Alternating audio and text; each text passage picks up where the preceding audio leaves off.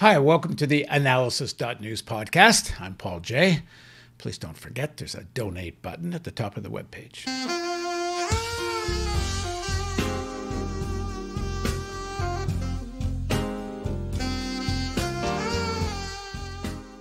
There's a segment in the Showtime series, The Reagans, about dog whistling, or Reagan's pandering to racism without using overtly racist words. Again, it's impossible not to see the model for Trump in all this. Let us pledge to each other, with this great lady looking on, that we can, and so help us God, we will make America great again. Thank you very much. Reagan's reputation as a dog whistler has not had a sufficiently negative impact on his legacy. Dog whistling is all about plausible deniability that allowed Reagan to protect himself and that has allowed the Republican Party for the last 4 decades to deny that that's who Ronald Reagan was, to turn him into a hero, to insist that he really did care about the average American working family. But when people stand back, they see that in fact, Reagan was a divisive figure, someone willing to do what he knew was wrong, to divide Americans as a way to win power. Reagan's genius as a politician was that he wrapped his racism in a facade of fatherly love. Now joining us is the director and writer of The Reagans, Matt Tyrnauer, who's also the filmmaker of Valentino, The Last Emperor, which was shortlisted for an Academy Award for Best Documentary Feature, and Where's My Roy Cohn, another must-see if you want to understand the political forces that gave us Trump. Thanks for joining us, Matt. Thank you. So talk about the evolution of Reagan. We talked about from FDR-ish, liberal-ish head of a union to a Goldwater, pro-Goldwater politician who then becomes Goldwater-ish politician himself, but also this arc to adopting as a tactic, really, this dog whistle racism. So how does that develop? And tell us the story.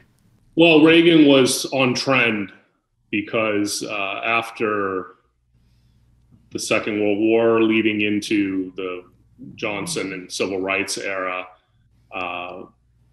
the use of overt racist language really was not going to be permissible in the public arena. So clever politicians figured out that you could use encoded language and have the same effect. And this eventually became labeled as dog whistle racism. So Goldwater, I think, practiced it, but I think Reagan really elevated it to an art form and was the master of the form. The question of whether my father was racist is a troubling one for me. There was a concerted effort to undermine the civil rights movement. A new language developed to trigger unacceptable social hatreds. Our city streets are jungle paths. Reagan can turn around and say, me? I didn't say anything about race. A lot of this he wrote himself. He was very good at coming up with little bumper sticker phrases that stuck in your mind. So some of his classics were Welfare Queen, which he based on a real character named Linda Taylor. There was recently a book, sort of a biography of Linda Taylor. She wasn't really deserving of the moniker Welfare Queen. She was kind of like a check kiter and a serial petty criminal. She might have stolen a Social Security check or two. I can't remember, but she was written about in the press, and he would clip these newspaper articles, and he incorporated her into his banter and into his speeches, and he referred to her as the Welfare Queen, and that really stuck. He saw it was sticking. He saw it got a good response. He was very good at reading a crowd, of course. Another dog whistle phrase that Reagan was famous for is young bucks. He referred to, in the wake of the Watts uprising, when he was running for governor, 65, 66. He's elected in 66. Watts uprising was 65. So it was really in the political consciousness of the state of California. He gave a speech, I think it was even his announcement for getting into the gubernatorial race. He was talking about our cities have become jungle paths. Again, another obvious dog whistle. I don't think I need to define dog whistle for your listeners, but in case anyone needs a refresher, it's something that's plausibly deniable, but will resonate for people who are prone to belief in whatever you're trying to dog whistle, and usually deployed for racist purposes in order to leverage racist voters to follow you. He was persistent in this too. It's really not remembered. He gave another speech where he's talking about the jungle closing in on us. We had civilized this little patch of land, but now the jungle's closing in. Today, these, of course, sound like foghorns. Then they pass for dog whistles. One of the things that I really wanted to emphasize, the whole second part of this series really is about Reagan and racialist language and dog whistles, is that Reagan was guilty of this. And a lot of it was kind of cleansed from his record, and it really doesn't stand in the public memory. One thing he is somewhat remembered for is his 1980 campaign slogan, which should sound familiar to your audience, which was, "Let's make America great again." This plagiarized by Trump. He cuts off the first word. That in a way is a dog whistle too, I think.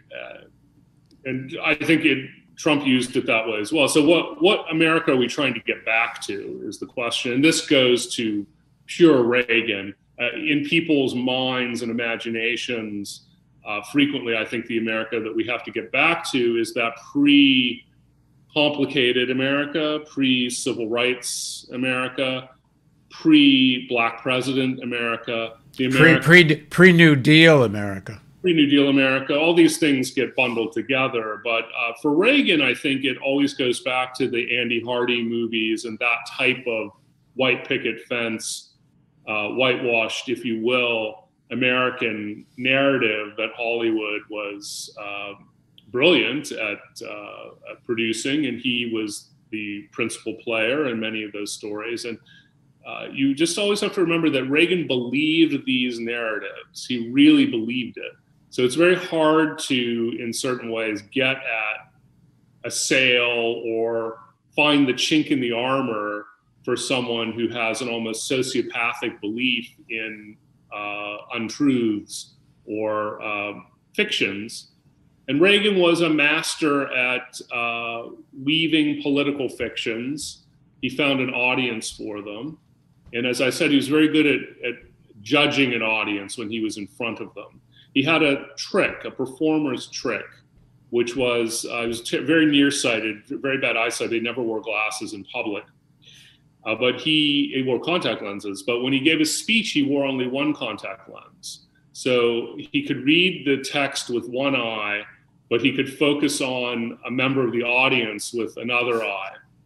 And he would speak to that particular person. Anyone who's done any public speaking, it is very handy to find someone in the audience who's sympathetically nodding or whose expressions seem to be following what you're saying, and they become the barometer for you. And clearly he knew what he was doing and he followed that trick. So again, you know, the man wasn't completely stupid. He had enormously cultivated intelligence in certain areas. But as his own son in the interview in the series says, he knew what he knew. And if anything fell outside of his belief system, he would dismiss it. And it was almost impossible for him to take on board new information and process it and make it a part of his belief system that was at all contradictory to the main thrust of what he believed. And they must have seen a big political opportunity. Towards the end of the World War II, when the Southern Democrats wanted to get rid of Wallace, the vice president, even Roosevelt wouldn't buck them. He went along with it, and they dumped Wallace, who actually it makes Sanders look centrist. It was quite kind of remarkable how liberal, if you want to use the words, Wallace was to be vice president. He gets dumped under the pressure of the Southern Democrats. But then with the rise of the civil rights movement, the Democratic Party really is forced to take a stand in a way. And the Kennedys and then Johnson, they do, within certain limits, side with the civil rights movement, which creates fertile ground for exactly this move by Reagan to try to steal these votes away from the Democratic Party. And this gives rise to another one of his bumper stickers or aphorisms that is also a dog whistle, which is, I didn't leave the Democratic Party left me, which takes a little bit of unpacking. That I think would still qualify as a dog whistle because you have to know something about the history that you just outlined.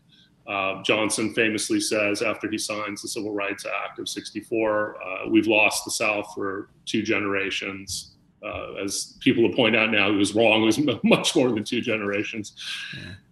What Reagan's saying there is, I was a part of this Democratic Party, and part of that coalition was racist Southern politicians, and those people are being purged from the party, are uncomfortable in this party that has embraced civil rights anymore. So my party left me.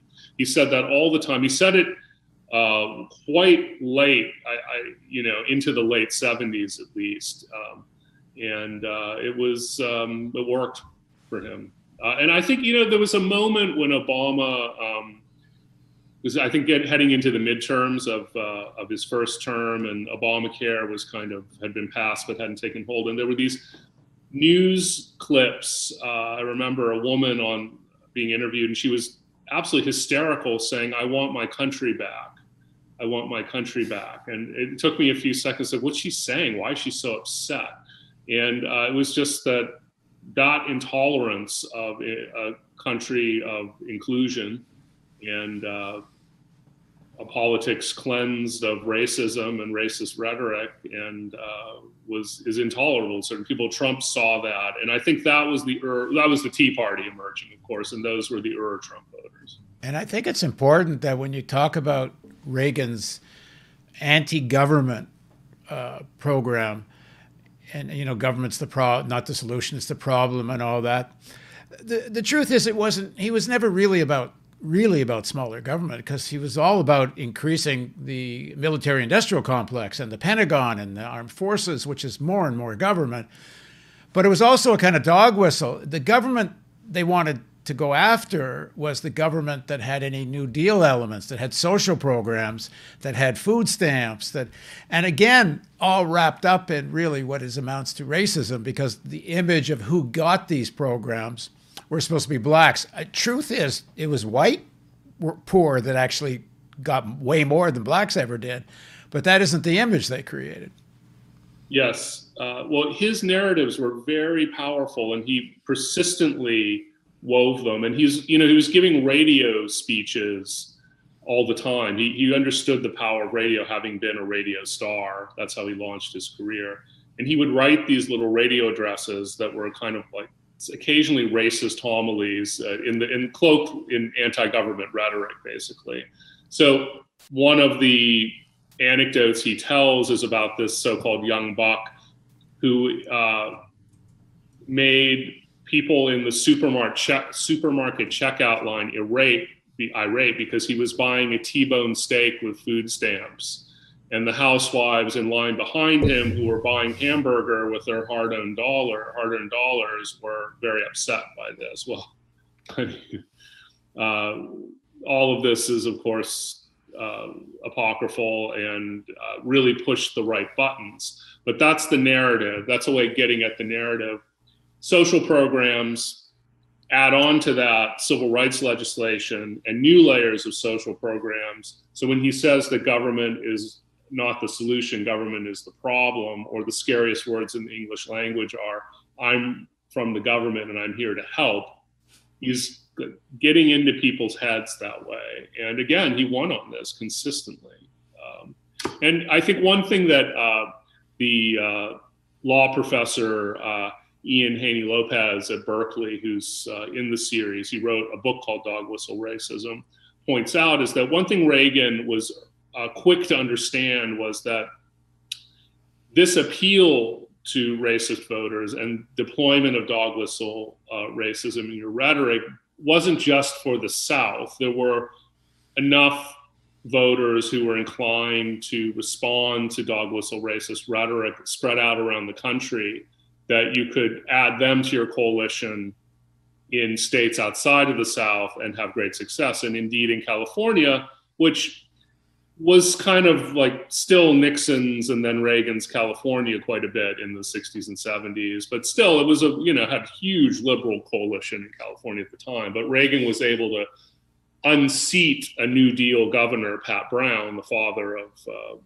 the recent governor Jerry Brown, who was very much a Roosevelt Democrat, and that's how Reagan really kind of launched by toppling Pat Brown.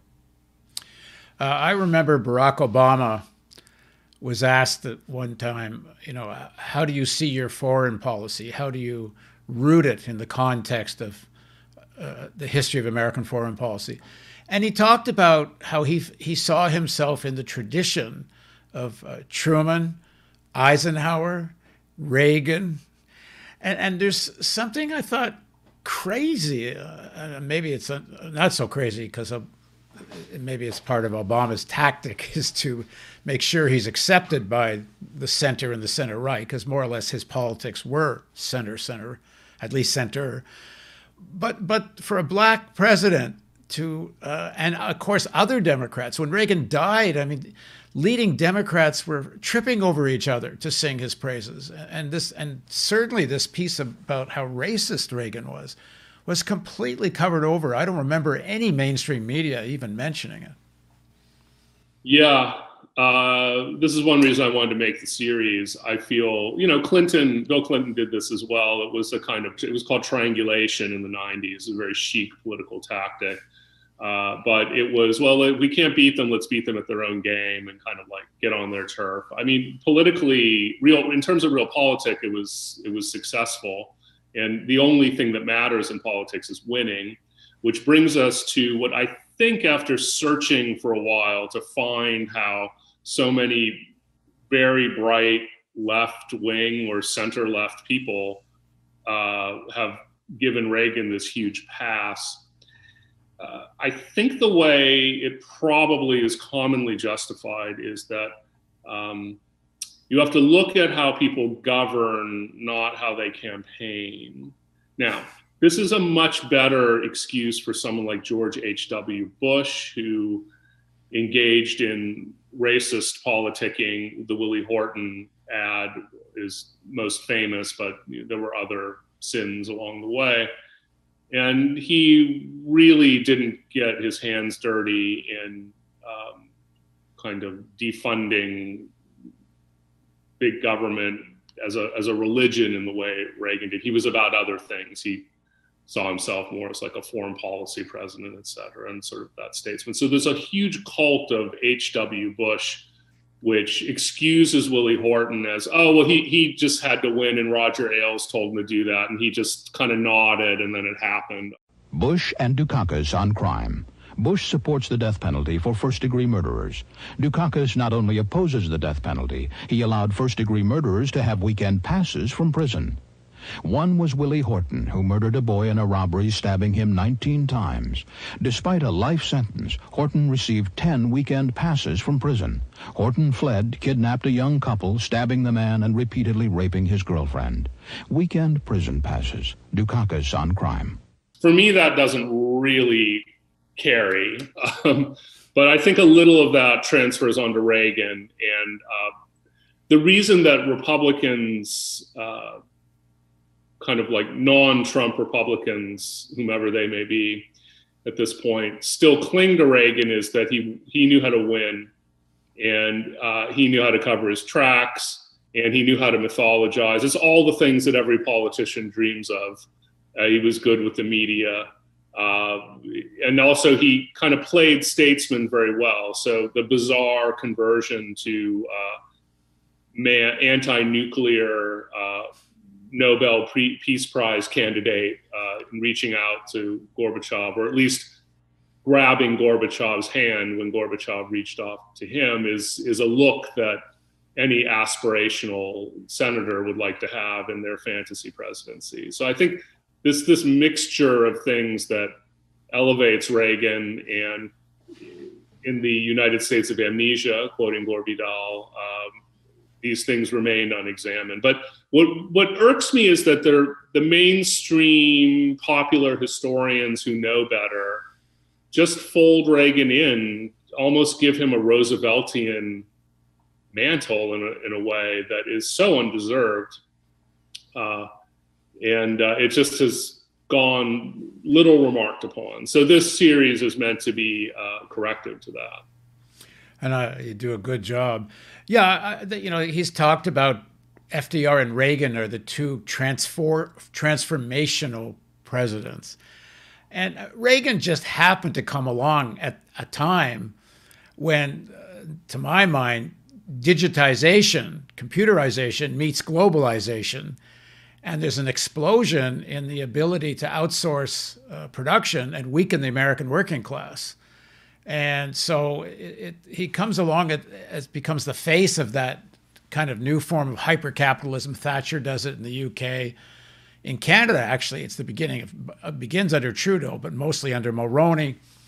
It's a new period of capitalism developing, and Reagan comes along at that time. It's not that he transformed things, but he certainly used his pretty smile to usher it in. Well, as his political Svengali, Stu Spencer, says in the series, his belief system was resonating in the campaign cycle of 1980. He had tried to be president, in 76. He ran in 68 too, people forget that. So he ran in 68, he'd been governor for I think a year. And before that had been a faded movie actor and TV actor. Then he ran in 76 and almost unseated Jerry Ford at the convention. And he was thought to be a conservative wingnut. I mean, he had a fan club because there's always been a kind of like crazy right-wing coalition in the Republican Party. He hugged the John Birch Society. He didn't, the Ku Klux Klan was constantly endorsing him. And much like Trump, he pretended that he had forgotten that they did, or, neglected to disavow. He had his behavior was very Trumpian, or Trump's behavior was very Reagan-like, I guess you could say. But until 1980, when the forces of political economy were coalescing in the way that you outlined a minute ago, he was dismissed.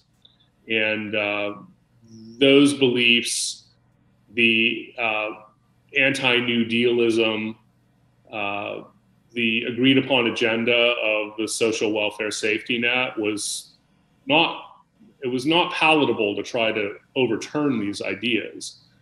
But eventually his form of crazy, if you will, began to prevail. And he was, to a large extent, also made possible by McCarthyism, the House of Un-American Activities Committee. If there hadn't been this vicious purging and attack on the left, and not just in terms of people losing their jobs, but the amount of cultural production aimed at scaring the hell out of people, it helped till the soil for a Reagan kind of politics.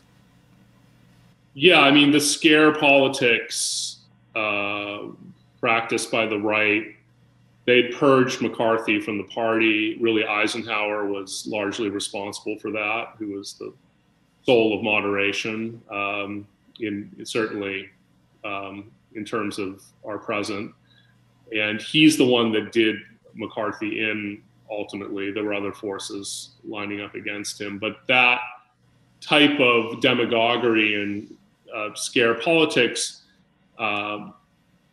Reagan was very good at practicing. But the reason that everyone who was aligned with Reagan thought he was such a master is that he put a smiling face on it. Now, if you look at his 60s persona when he's running for governor, and this surprised me because I hadn't seen a lot of this footage, he's a much harsher on the hustings. He really kind of lays into people and has a kind of angry man act that he does on occasion. We just made sure that he never got off script. Have a responsibility. You are a liar. It was our job to protect him from himself. He winnowed that out of his performance and became more avuncular and more of a kind of smiling optimist. Sunny is the adjective that's always applied, but that wasn't always the case. I think he just became smoother and smoother and smoother. Again, he understood his audience. That really was, I think, the innate talent of Reagan.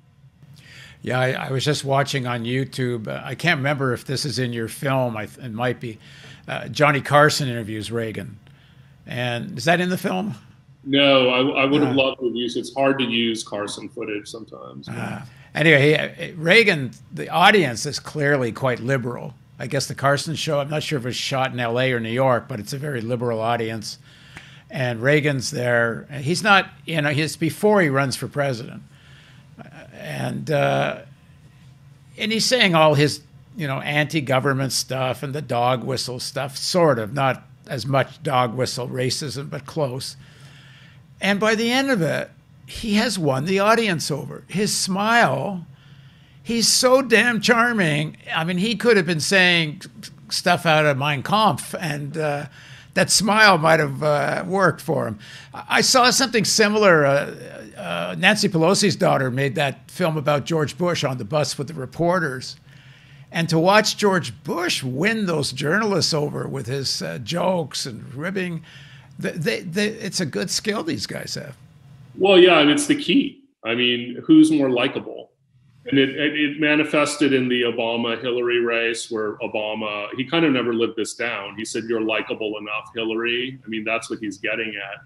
It gets boiled down into the, I think, astonishingly accurate polling question, who would you rather have a beer with? And W won that hands down in 2000 against Gore, which was an indicator that W might prevail, because for Al Gore, no one could even conceive of him drinking a beer. It's just, that was part of W's charm. The Carson things, the backstory is interesting. Carson's producer, Freddie DeCordova, was a big Republican. There was a certain class of Hollywood creative or executive that was a Republican. Jack Benny was weirdly a Republican. Jack Benny! Oh no! You just broke my heart. I love Jack Benny. I think he's probably a liberal. I think they all voted for Roosevelt, but they were kind of got a little more Bob Hope-ish, that clan. Even Sinatra converted to Republicanism. They just got too rich. I think that's what it was. They wanted their taxes cut. And Reagan was certainly, I mean, they all knew Reagan. They liked him because he was a popular guy around town. Carson wasn't that. Carson was a real bleeding heart liberal. He was like a big McGovern voter and friend of Gore Vidal. I was always having Gore Vidal on the show and go stay with Gore Vidal and Ravello. Those were his politics. I detected that Freddie DeCordova said, "Hey, we need to have Reagan on the show," and Carson was going along with it. If you look at him, he's sort of being tolerant and polite. Oh, he barely argues at all. He lets Reagan get away with it. Well, it was all about making the guest look good, Carson. Right. But Reagan's being very soft there. He's talking about, Johnny, this suit of clothes has 29 hidden taxes in it. There's the tax on the thread, there's the tax on the glue and the line. This is the type of, he did homilies, and they were relatable. They worked. And who else did that? Roosevelt did that. If you read the Hopkins and Roosevelt memoir by, I'm blanking on the name, Robert Sherwood, who was one of the speechwriters, a wonderful book. Roosevelt, when he's doing the speeches with Sherwood, Harry Hopkins, and Judge Rosenman, he's always sending them back to make it in very plain language. He wants it to be in the simplest, most relatable language possible. And that's how he gets Lend-Lease across. He comes up with this metaphor of the fire hose, the garden hose. If your neighbor's house is burning down, would you ask to borrow the fire hose to put the fire out? No, you would steal the fire hose and ask later. And this is how he convinces the American public to follow him into Lend-Lease, which meant following him into World War II. Reagan was an obsessive fan of Roosevelt's radio speeches. So he obviously had that by osmosis. And also, one of the cardinal rules of writing a screenplay is, can a caveman understand the exposition? And he was very practiced at reading screenplays and trying to understand how they work, because he needed to for his characters. So this skill set helped him. And this is how he sneaked through, and it's how Trump, in a way, sneaked through, because the media and the limousine liberal class, it's like, these guys are too stupid to be president, they're jokes. But no, they actually understand something from their real experience in entertainment that a lot of people overlook, which is reading the New Yorker article or the Foreign Affairs article and having a complete understanding of it, and being able to host a talk show or a podcast that's super elevated ain't going to get you elected president. I'm excellent evidence of that. Exactly. I mean, understanding the way you can get to someone and relate to them is what gets you elected president in the media age. And when we talk about Reagan's dog whistle and not being as overt, some of what he did was pretty overt. And talk about where he goes to announce his run. I guess it's his run for presidency, and states' rights as part of the code words. Yes, so he gets the nomination in 1980, and his first campaign stop is the Neshoba County Fair in Philadelphia, Mississippi. This is probably the greatest dog whistle of all time, and it's horrific, really. So Philadelphia, Mississippi, backwoods Mississippi, is really known for one thing only, and that's where Cheney, Goodwood, and Schwerner were murdered. 3 civil rights workers who went to, I believe, register voters in that part of Mississippi, and they were abducted by the Klan, murdered, and their bodies were stuffed in an earthen dam and not discovered for some time afterward. Martin Luther King went to march there to protest it. It was a story that gripped the nation. So it was not an obscure moment in the civil rights movement. Philadelphia, Mississippi is very difficult to get to. You have to fly to a kind of small airport and then drive a long way to get to this state fair. But they made it the first campaign stop to really introduce himself as a general election candidate to the nation. I believe it might have been Trent Lott, who later became Senate Majority Leader, who issued the invitation to him. He's certainly in the footage when Reagan gets off the plane at the airport. Trent Lott is practically pouncing to be the first to shake his hand. And Reagan and Nancy, you see them take the motorcade. We got amazing footage of this. They were followed by news helicopters, and you see it from many different angles. They arrive at this fair that's really an almost entirely white audience with Confederate flags waving in the crowd. And Reagan gives the address, and he, at a certain point, says, "I believe in states' rights." And there's the literal dog whistle on the stump right there. States' rights. Yeah, explain that for viewers that don't know the history of this. States' rights was code because it came to mean after the Civil Rights Act of 64 and the Voting Rights Act of 65 that the southern states were aggrieved by this because the federal government was telling them what to do. And what to do was to allow African-American voters to actually go to the polls and vote. There were all sorts of impediments to allowing people to exercise their right. The famous one is, a giant jar of jelly beans is on the table at the polling place, and you have to guess how many jelly beans are in the jar. And if you can't guess it, you are disqualified. It's just such a shameful. It's just, you can't even believe these things existed. Although we now have more sophisticated ways of disenfranchising people in mostly southern states in this country, which we've heard a lot about in the last year. But that was the more analog version of it. And Reagan was just casting his lot with that. And Reagan and Goldwater were on the wrong side of the Civil Rights Act. They were openly against the Civil Rights Act and the Voting Rights Act. And the reasoning they gave was that was an infringement upon the municipalities and the state governments. Reagan would say, I'm a governor, and I believe that these things should be handled on the local level. The indignation of Southerners was enormous, and Reagan was saying, I'm with you on that. And by showing up at this fair and launching the campaign, he made an impression that helped him probably. And it worked. He created these Reagan Democrats and had an enormous victory. Yeah, the Reagan Democrats were a coalition in a way of former Southern Democrats who liked the rhetoric, I didn't leave the Democratic Party left me. I mean, that was like music to a Southern Democrat's ear in that period, but also Democrats in the upper Midwest as well, who became, had been kind of like union motivated voters, and they began to flip over because he would get to them, if not on dog whistle racist rhetoric, then on kind of sort of lunch bucket issues and social issues, which he deployed very cleverly as well, like abortion.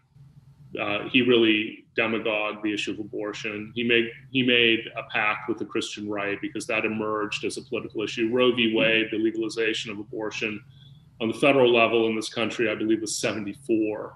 So it was perfectly timed for Reagan's rise as a what we now call wedge issue.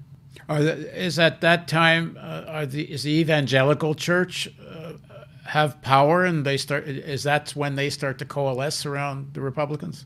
Emerging. 1980 was the Falwell emergence, but Reagan was a sort of a fundamentalist himself. He was raised in a kind of revival tent type of church. His father was Catholic, but his mother was even a kind of faith healer, literally. So he kind of has that in his upbringing. He was baptized by full immersion in the Rock River and left the Catholic Church and taught Sunday school. So he actually knew the codes of all of this, and he wasn't particularly religious himself, but he knew how to talk the talk.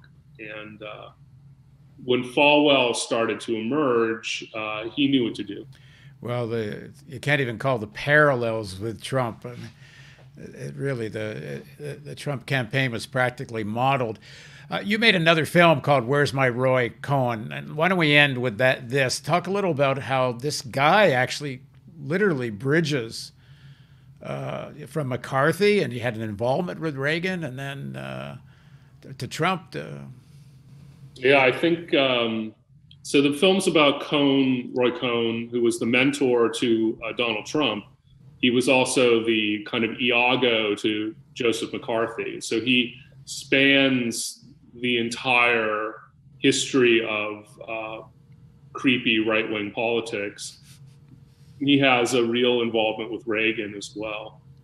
He's kind of the right-wing Zelig of the second half of the 20th century. In Trump, he did what would have been thought to have been the impossible, except that he did it, which was create a president from beyond the grave, because he died in the 80s, and Trump learned all of his tactics from Cohn, who was really even though he was a very young man at the time, I called him the Iago to McCarthy. He was kind of also the Svengali to Joe McCarthy, practiced a type of smear politics that really defined the art in that period. So Cohn is actually discredited in the famous Army McCarthy hearings. That's where Eisenhower stuck the knife in, because the Army McCarthy hearings, I won't get into the complexities of them, but you can watch the movie and you'll get a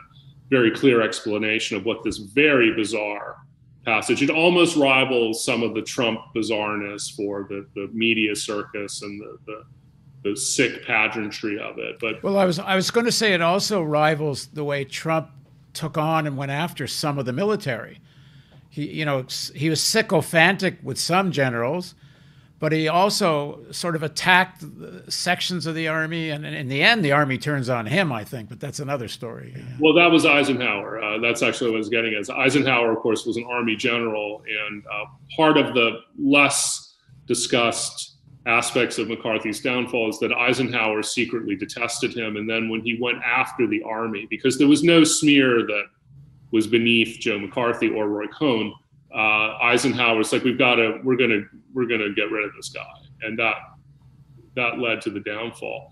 And then Roy Cohn returns to his native New York City and becomes a mob attorney and power broker and fixer. He knew how to fix a judge.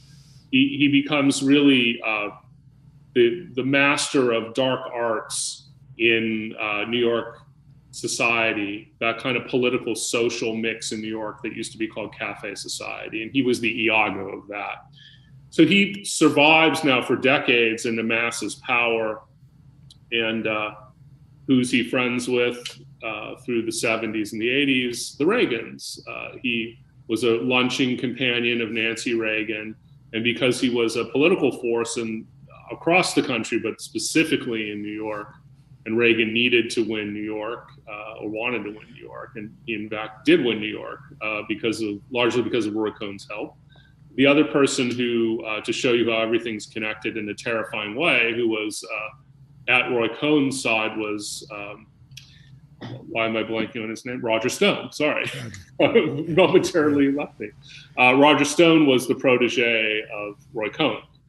And Roger Stone was a political operative in the early Reagan campaign. So you can see how all of this starts to connect. And when Reagan's elected, Nancy Reagan actually privately attributed Reagan's victory to Roy Cohn helping him win New York State, I believe in the primary and in the general. There was someone who was in the room when she called Cohn to thank him. And so we had an eyewitness to that. And Roger Stone confirms that a lot of the skullduggery of that campaign was orchestrated by Roy Cohn. And then a footnote here, leaping ahead to the re-elect in 1984, it was Roy Cohn who helped drop the dime on Jerry Ferraro's husband having mob connections, which is completely plausible that would come from Roy Cohn because he would know all about that. Because he did. Right. Anyway, you can see how integral this is. But I think the really important part of the Roy Cohn, Ronald Reagan connection is two parts that are really super creepy. One is that it was Cohn who got Rupert Murdoch an audience with Reagan, and you can see the documents in the Reagan library. He's writing letters to Meese and Baker saying, Rupert Murdoch wants to go see the president, and you can see Baker's writing on it in Meese's. They're kind of like passing this letter back like a hot potato. It's like, maybe, yeah, okay, whatever, not high priority. But then Roy Cohn gets in the Oval Office with Murdoch, and what are they there to discuss? They're there to discuss an FCC tweak, which will end the regulation that prohibits someone from owning a TV station and a newspaper in the same media market, which allows Murdoch to own the New York Post and a local TV station in the New York metropolitan area, which he then parlays into Fox News. Well, maybe we'll do more of this in the next, because we're going to keep talking. We're only through part 2 of the series now. The extent to which this politics of Reagan and the right wing, and I'm not saying this doesn't happen in the Democrats too. It's just a little more sophisticated, but the overt criminality, the corruption, and the media simply doesn't go after it. The fact that Reagan can go down in today's narrative and mythology as one of the great presidents, surrounded by corruption and criminality, it's amazing. Go back to your United States of amnesia, but the reason people have amnesia is because the media really enforces and creates that culture. Well, they were very good at owning the narrative. I suppose we'll get into Iran-Contra in a later episode, but I mean, Iran-Contra was filled with corruption and dereliction of duty, which are two things that aren't front of mind in the public imagination when you think of Ronald Reagan. But the Reagan administration had probably the most scandals until Trump. Yeah, definitely, I would say, without question. I mean, per pound, there were enormous scandals. There were very corrupt people put at the heads of cabinet, at the cabinet offices, and there were sub-cabinet people who were just plainly corrupt. And Reagan had a very corrosive and a really malignant attitude, which was a combination of starve the beast, which is just ignore these agencies which do little things like, get people their welfare checks, or, things about government that he either detested or didn't interest him, or make environmental regulations, occupational safety, which is an organization in this government called OSHA. And he would purposely put underqualified people at the top of these cabinets, or put people whose stated mission before that was to get rid of these parts of the government. And he would sadistically almost put them in the executive role. And Trump did that too. Betsy DeVos, the education secretary, just to name one of many, was, someone who was anti-public education, and that's just one of many of her disqualifying attributes to have headed that cabinet position. And Reagan was kind of the father of that practice. And again, no one credits him or discredits him with that.